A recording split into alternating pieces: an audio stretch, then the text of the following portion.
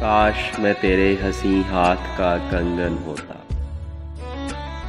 तू बड़े प्यार से चाव से बड़े मान के साथ अपनी नाजुक सी कलाई में चढ़ाती मुझको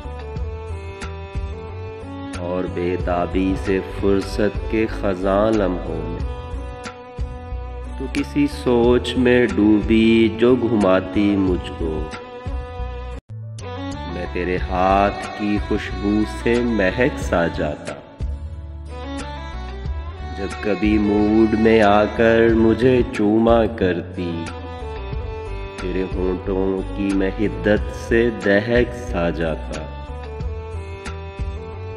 रात को जब भी नींदों के सफर पर जाती मरमरी हाथ का एक तकिया बनाया करती। मैं तेरे कान से लगकर कई बातें करता। तेरी जुल्फों को तेरे गाल को चूमा करता।